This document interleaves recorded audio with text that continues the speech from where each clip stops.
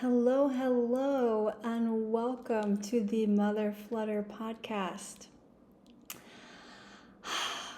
Today, I want to talk about several things. I want to talk about divine rage, sacred rage, delusional hope, and regulating our nervous systems in this time and tapping into the gut and intuition to really get to the truth in this age of AI and all of this chaos and not knowing what's real and what's not. And I also want to say off the bat, as somebody who likes to keep her word, I'm really figuring out like the rhythm of this podcast and the energy output and input and how much I'm giving to create this versus what I'm getting back. And I'm still figuring out that rhythm right now. I don't know if it's going to be monthly or seasonally. I'm kind of leaning towards just seasonally and seeing like how this evolves and unfolds, because I'm kind of feeling called towards some other projects right now. Shocking, I know, but as somebody who, advocates for allowing yourself to, be multi-passionate and play in different areas, that's kind of what I'm feeling called to do right now. So I might have less time for the podcast and just allow it to be seasonal at this stage, which I can do because there's no contract, there's no commitment, there's it's just still in its infancy, and I'm still exploring what this even is.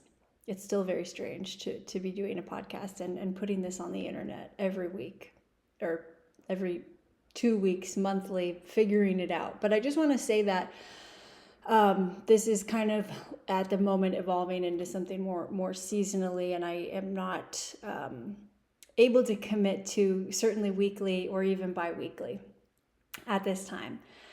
And I think that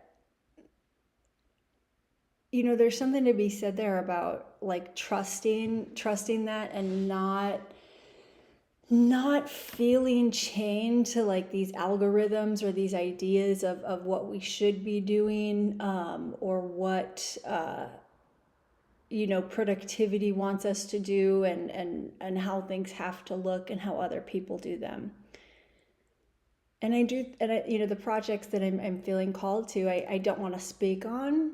I think sometimes it's better to keep things close to your chest before letting them exist in the world and in other people's opinions before, everybody can project their stuff onto them.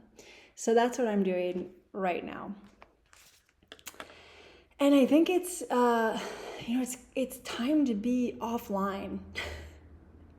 It's time to be offline again. I'll still be available online. You can primarily find me at Instagram, Substack, and TikTok, and here now. But I'm just feeling that call to like pull back again a little bit and be in the real world more. I think that online has been a place of reprieve for me, since I was a kid, or teen, when I really had access to the internet, and finding these like weird little communities of creative, magical freaks, and like just a way to feel more in community with people who liked all the weird stuff that I did.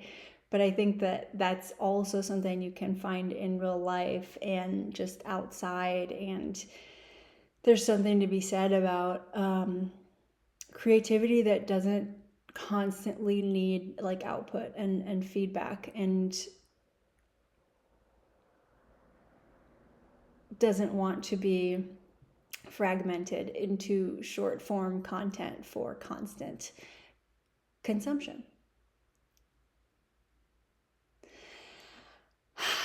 And so I guess I want to talk a little bit about that with AI, and in this age of what is real and what is fake. It's gotten so hard. I was fooled by those bouncing bunnies on the trampoline however many months ago that was, and I was like so embarrassed, like, oh, I can't believe, like, I got and it's easy to do, and it's just getting better and better. And I think with just everything, how do you know? And with AI too, this is something that I've been thinking of with like ChatGPT, and I've played around with ChatGPT in the last year or so, never to write or create, but I use it for like history, pattern recognition, confirmation, kind of just like data analysis type tasks, which I think it should be used for. It shouldn't be used for human creativity. It can't create, it can only mimic. But I am, seeing more and more people like admit to, and I've found myself doing this like to an extent, but like using ChatGPT or AI to like outsource what really comes from your intuition and your gut and your heart. And there's times where I've found myself asking it questions that like I knew the answer to, but it just confirmed that. And then I'm like, well, why am I spending however many liters of water for this machine to answer questions that like I already know the answer to? And then it's just like training you to outsource that inner knowledge. And I'm reading the Harry Potter books for the first time. I've seen the movies like so many times, but I'm reading the books for the first time, and they're blowing my freaking mind. Absolutely worth it. Even if you've seen the movies, the books bajillion times better, and it's very interesting what Hollywood chooses to cut out of the books, but like more relevant than ever, And I think with all this stuff coming out, with like all this darkness of the files and all this constant crap, like it's good to remember that these themes and this type of evil has existed for thousands of years, maybe more, but these themes, like this is our society. It's these themes of good and evil, and these books, the Harry Potter books, are so freaking good because it's just all still so relevant. And she told us, she warned us. And going back to AI, in book 2, Harry Potter and the Chamber of Secrets, Tom Riddle's diary, which turns out to be Voldemort's diary, Harry and Ginny are talking to this diary, and it's talking back and giving them all this information and like answers and stories, and they get kind of like almost addicted to it or like sucked into it, and then it turns against them in like a really horrible way. Obviously, if you've seen the movies, you or read the books, And I can't stop making that connection with ChatGPT. And I recently saw a post on, I think Instagram, where somebody was talking about, there was a Twilight Zone episode in the 60s where there was this like devil fortune teller, and people would use it to like get opinions on things, and then they stopped being able to make those decisions for themselves. And I think it's just really important to think about these things and to be using AI sparingly. And I know that I've certainly stepped back and am stepping back from it for these reasons, especially with the water issues. And then, it's kind of like you don't notice something until it's close to home. And they were trying to build some AI related company was trying to build one of those giant data centers in San Marcos, which is south of where I am in Texas, and a beautiful home to these like natural springs that the whole town is like has a lot of tourism and attraction, and they have this beautiful history with these women who were like these underwater mermaids with these scuba tanks, and they would do these underwater mermaid shows in the 60s and 70s. I'm not sure if they still do them today, but there's all this rich history with it, and they wanted to put this data center there and obviously use this like spring fed water, which would dry it up. And it's already at like an all-time low. So I think just like having that be so literally close to home kind of like shook me up about it. And it just seems more important than ever to really be in touch with like intuition and stepping away from the internet and being able to form your opinions and being able to like feel truth in your body, to feel guidance in your body, as opposed to outsourcing it with the internet and other people's opinions and AI and experts. Even I'm so freaking over expert culture. And actually just like, yeah, I'm over self-help. Like all I want to read is stories and fiction and like myth. And I think that we discredit those things because they're not, factual, and like the evidence and all this stuff. But the facts and the evidence are cherry picked often by the people that those facts and things benefit. It's just like studies, like, who do you think funded the study that red wine is good for your heart? Like, it was definitely big alcohol. It was definitely big alcohol that did it. Like, anyways, stories for another day. There's truth in myth and in story, and that we discredit, and they're just as valid. And this kind of goes back to like our culture, which I was talking about in the last episode, of we've gotten so analytical and logical and like in the masculine that we've lost the feminine, and we need to like restore this balance. And I think that that's kind of like why I'm feeling more drawn to myth and story and fiction and things like that. I'm trying not drink in the microphone this time.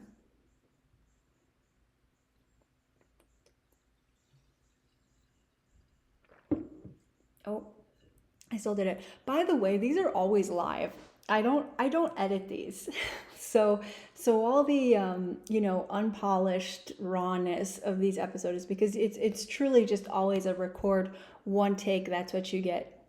So thanks for your patience and bearing with me. And that's also a reason why I'm feeling like I don't know that I have fully the energy to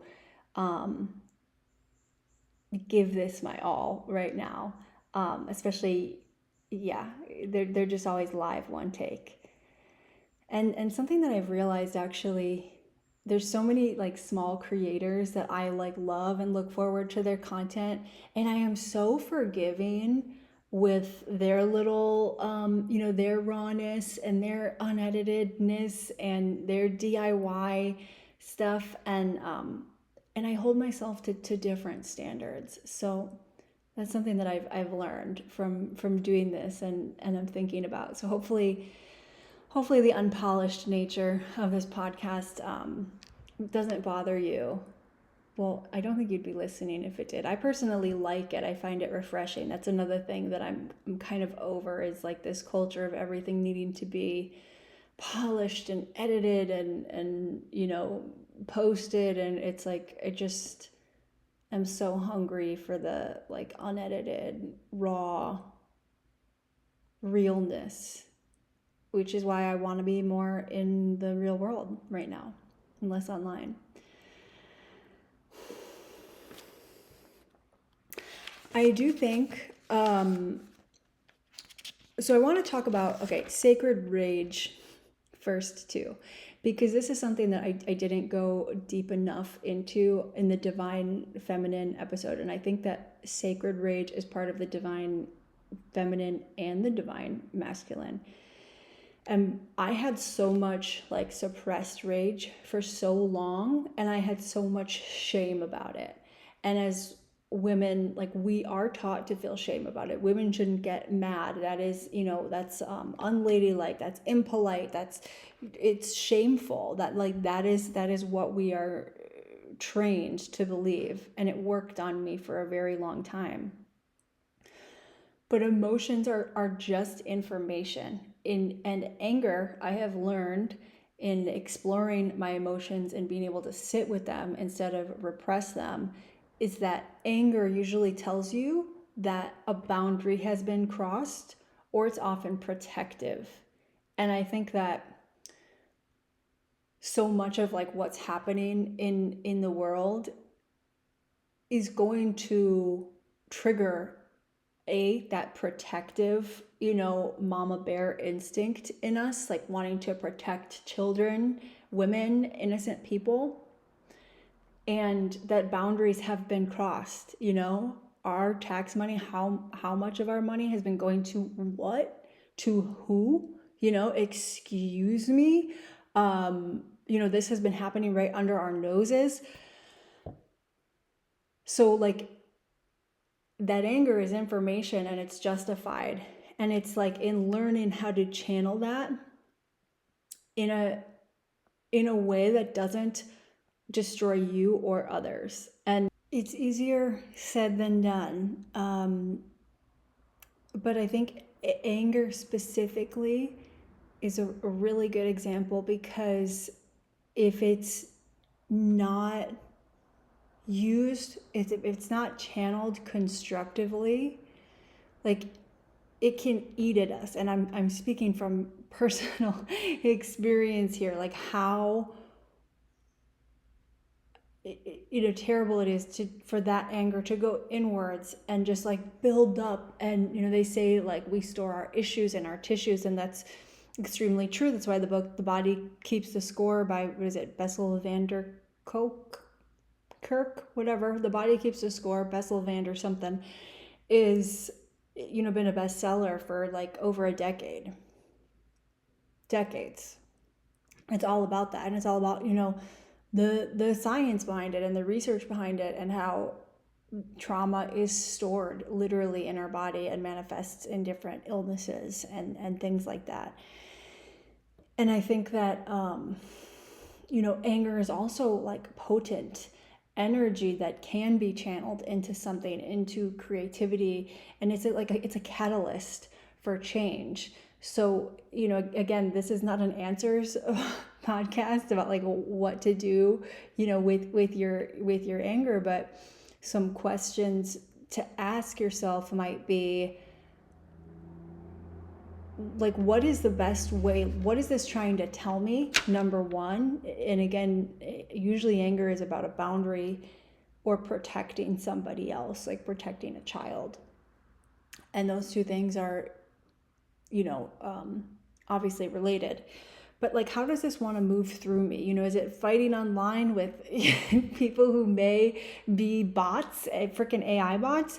Or, does it want to just sit inside me, and I don't breathe, and I hold my breath, and I get all tight and make myself sick? Or is like this a time to write, to set a boundary, to tell a very uncomfortable truth that may shatter systems or families or, entire workplaces? Is this a time to like speak out, make something, and call out bullshit? Like, how does this want to move through you? Like, and maybe it's simply physically moving through you, like through exercise and like physically getting the worst out of it to channel. I've done some of my best, hardest workouts angry, because I just needed to move that energy physically and literally, because that's what it is. It's energy, and energy needs to move and flow through us. It's not bad or good. It's just information, and it's just energy. And again, yeah, anger is a catalyst. So how can this be used, for change and trusting it? Like, stop gaslighting ourselves into, oh, well, I'm probably thinking about this too wrong, and maybe they didn't mean it like that, and oh, well, this could be construed like no, like it's time to trust ourselves. We know, like our bodies already know. And again, we've been culturally trained to override that knowing to protect predators and abusers. That's what that overriding does. So we got to cut that shit out. Like, nice is over. Kind and nice are two different things, right? And being nice is over. The time to be nice is over. I'm in this transition myself. I'm just available for less this year. In every area of my life, I am available for less. Yeah, people, projects, work, everything, invitation, just I am less available. So if you know me, know that.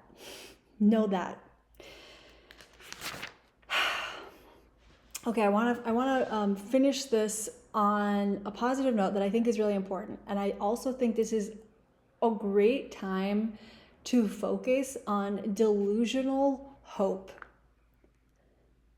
Like, I am team delulu all day, every day. Sacred rage, great. Feel it, have it, love it, do it. But delulu is the solulu. I've experienced it firsthand too many times. Like, what we focus on and think about really does come to fruition in so many ways. And again, evil stuff has been going on since the dawn of time, like none of this is new. It's just being exposed. And I understand that can be really challenging to digest all of that.